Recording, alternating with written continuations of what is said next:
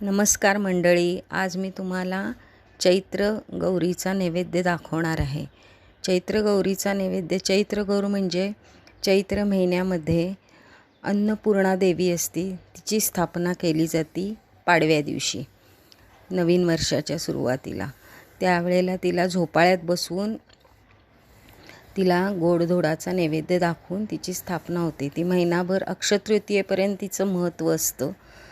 तर त्या महिन्यात तिची बरेच जण सेवा करत असतात। तर त्या दिवशी पूर्णावरणाचा स्वयंपाक तर होतोच, पण त्यानंतर महिन्याभरात हळदी कुंकू असतं। बायकांना बोलवून घरी हळदी कुंकू करतात। तर लहानपणी आई आजी वगैरे सगळे आमच्या करायच्या, त्यामुळं त्या आठवणी आहेत। तर त्याचा नैवेद्य त्या जसं करायच्या त्या करायचा मी प्रयत्न केला आहे आणि त्यात तो कसा करतात ते दाखवते तुम्हाला आता। आणि त्यासाठी डाळीची कोशिंबीर, पन्हं हे देवीचा आवडता नैवेद्य आहे। तर चैत्र महिन्यामध्ये सर्वांनी एकदा तरी तो नैवेद्य, देवीचं महत्त्व असतं, सगळ्याच देवींचं महत्त्व असतं, पण अन्नपूर्णेला विशेष महत्त्व आहे। जी आपल्याला अन्न देणारी देवता, अन्नधान्य पुरवणारी देवता म्हणून तिची स्थापना केली जाते। चैत्र महिना खास तिच्यासाठी असतो। सर्व देवींप्रमाणे कुठल्याही देवीला तुम्ही नैवेद्य दाखवला तरी चालू शकतो। तर चला मग दाखवते, करूया आता ह्या रेसिपीला सुरुवात। आता पहिल्यांदा हे हरभरे उकडून घ्यायचे। त्याच्यासाठी हरभऱ्यामध्ये मी थोडं भिजले इतकं पाणी घालून हे उकडत ठेवते आणि त्याचबरोबर कैऱ्याही उकडत ठेवते। पन्ह्यासाठी लागणाऱ्या कैऱ्याही उकडत ठेवते। तुम्ही एकदम उकडून घेऊया पहिल्यांदा, म्हणजे मग सोपं पडतं। मी गॅस 3 शिट्ट्या होईस तोपर्यंत हे उकडून घ्यायचं। डाळ सुद्धा भिजत घातली होती 4 तासापूर्वी, हरभऱ्याबरोबरच डाळ भिजत घातली होती, ती भिजली आहे। आता मी कोशिंबिरीची तयारी करणार आहे। तर आता ही 1 वाटी डाळ घेतली होती, त्याला आता मी 1 कैरी किसून घेते सगळी।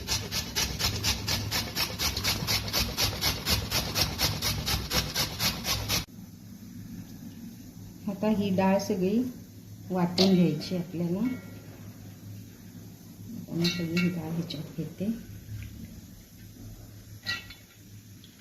आपल्याला ही डाळ फार बारीक करायची नाही आहे, जाडी भरडी अशीच वाटायची।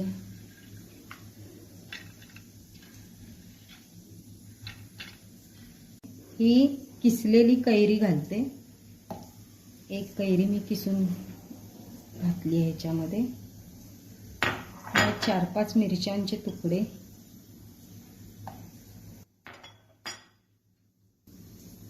जिरं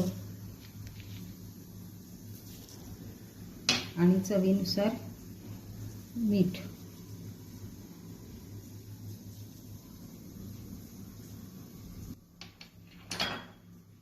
चवीनुसार थोडीशी किंचित साखर। हे सगळं मी वाटून घेते आणि मग दाखवते।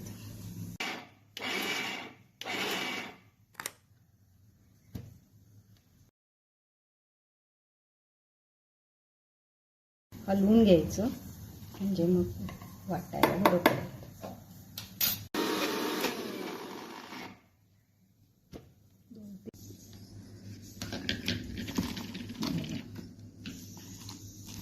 मध्ये मध्ये डाळ डाळ अशी राहिलेली आहे। आता मी ही सगळी काढून घेते।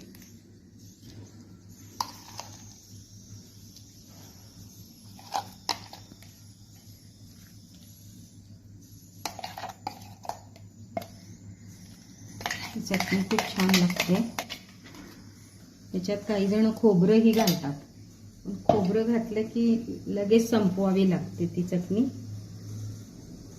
आता या चटणीला छान वरनं फोडणी द्यायची, तर ती मी फोडणी करते। आता ह्याला फोडणी करते। तेल घालते 1-2-3 चमचे। त्याच्यात मोहरी अर्धा चमचा, मोहरी झाली की जिरं, कढीपत्ता, कढीपत्ता झाला की हळद थोडीशी, त्याच्यात थोडंसं तिखट आणि ही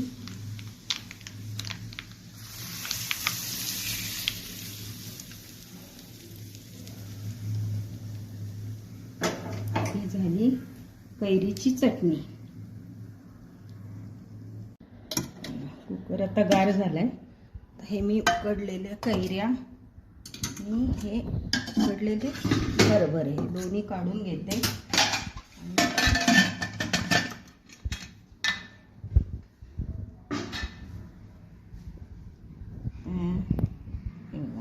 छान शिजलाय आता हरभरा. तर ही मी उसळ करते तोपर्यंत हे आंबे थोडे गार होतील.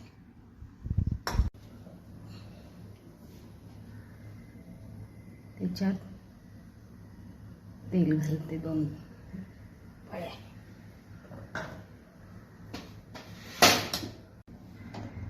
तेल तापलं की त्याच्यामध्ये मी मोहरी घालते.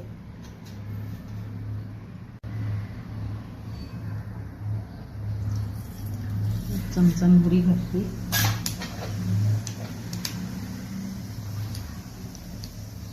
मोहरी तडतडली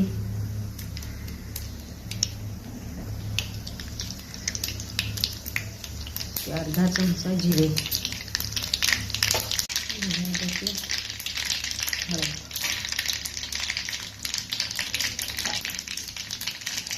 हळद झाली की थोडासा हिंग, पाव चमचा.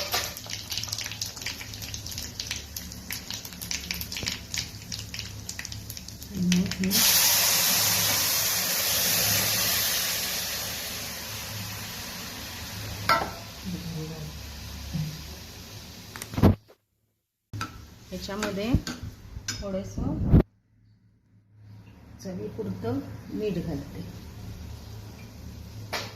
थोडंसं तिखट आपल्याला जसं आवडतं तसं त्या प्रमाणात तिखट घालायचं.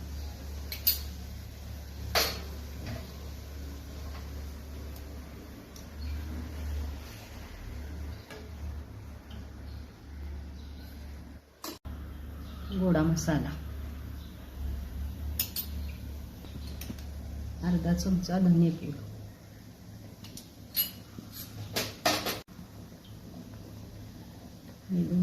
हे 2 चमचे गूळ घालायचा. शिजू द्यायचं पाणी थोडंसं कमी होईपर्यंत.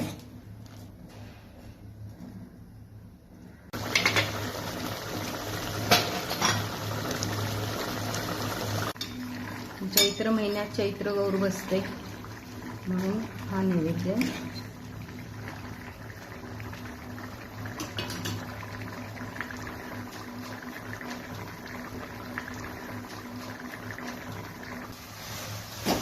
आता ही होत आली आहे. मी यात कांदा लसूण वगैरे काही घातलेलं नाही नैवेद्यासाठी असल्यामुळं. तुम्ही ह्याच्यात तुमच्या देवाला चालत असेल तर कांदा लसूण घालू शकता. पण चैत्र महिन्यामध्ये कुठल्याही देवीला तुम्ही याचा नैवेद्य एकदा तरी करून दाखवावा. अन्नपूर्णेचं महत्त्व खूप आहे चैत्र महिन्यात, म्हणून हा चैत्र गौरीसाठी असा नैवेद्य केला जातो. आता मी हे सगळं काढून घेते ह्याच्यात.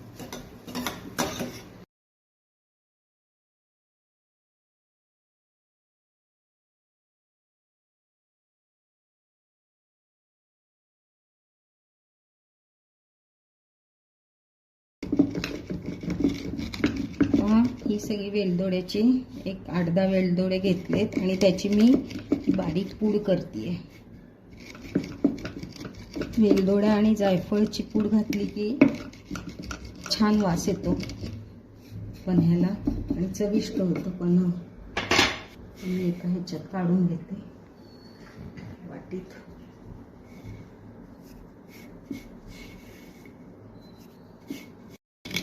तर थोडं जायफळ किसते.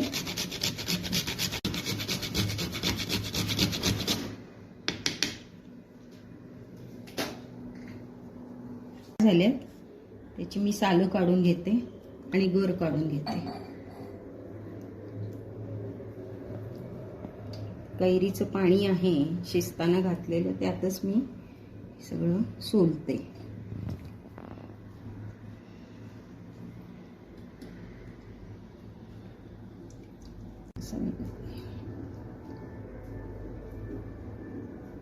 चांगल्या मऊ शिजल्यात.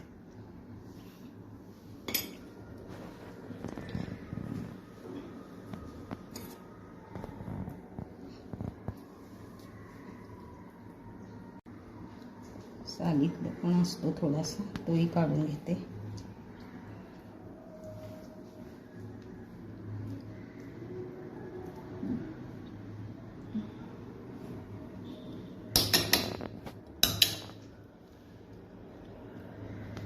आता सगळं हातानंच कुस्करायला लागतं, त्यामुळे मी हाताने कुस्करते.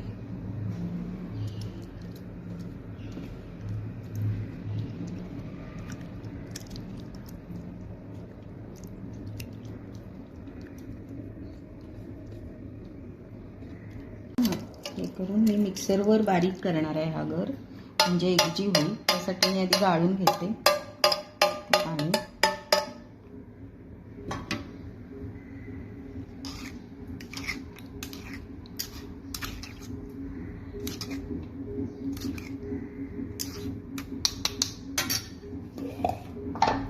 मिक्सरमध्ये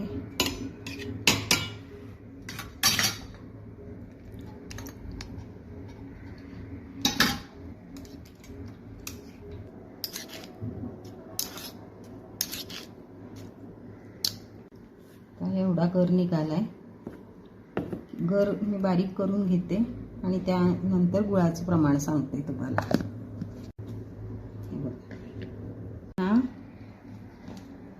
हा गर सगळा मी पातेल्यात काढते.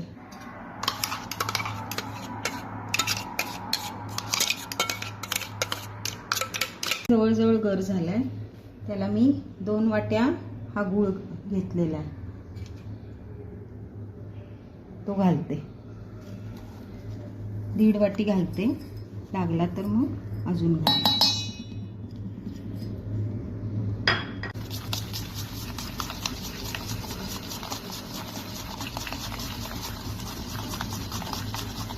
राहिलेला गूळ पण घालते.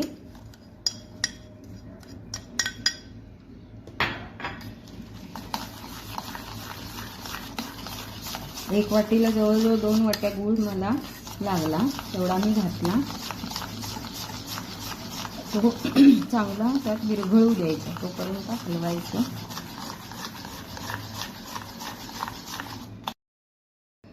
आता हे पाणी घातले मगाशी काढलेलं.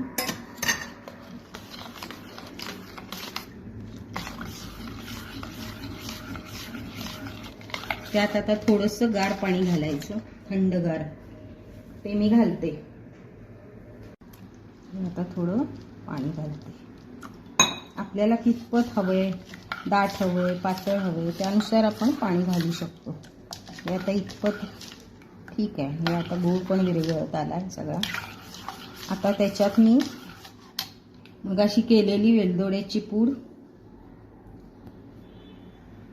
त्यानंतर ही जायफळाची पूड आणि थोडंसं मीठ घालणार आहे चवीपुरतं. अगदी थोडंसं, किंचित चिमूटभर मीठ. मी हे सगळं हलवून घेते. हाताने हलवून केशर आणि थोडंसं केशर घालते. ते ऐच्छिक आहे, तुम्हाला आवडत असेल तुम्ही घाला, नसेल आवडत तर घालू नका. आता या अशा 3 प्रकार मी केलेले आहेत. काही काही आठवणी अशा असतात, स्मरणात राहणाऱ्या असतात लहानपणीच्या. त्यातली ही चैत्र गौरीचं हळदी कुंकू हे माझ्यासाठी खूप आठवणीत राहिले. मला असं वाटलं की आता करतोच आहे तर व्हिडिओ करावा आणि तुम्हाला दाखवावा. तर आता मी हे सगळं तुम्हाला सगळं काढून दाखवते. 3 गोष्टी, कोशिंबीर किंवा तुम्ही डाळीची चटणी म्हणू शकता, डाळीची कोशिंबीर म्हणू शकता, पन्ह आणि हरभऱ्याची उसळ.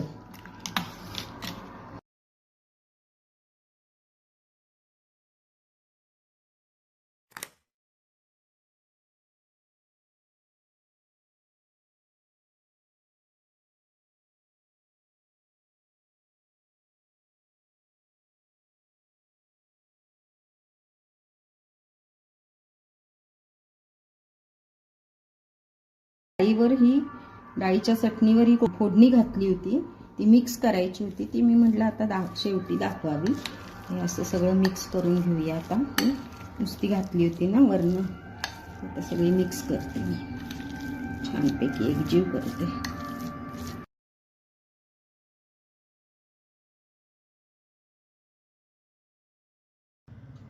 तर अशा प्रकारे पन्ह, डाळीची चटणी आणि हरभऱ्याची उसळ असा नैवेद्य तयार झालेला आहे. तर तुम्ही अक्षय तृतीयेला हा नैवेद्य देवीला नक्की दाखवा.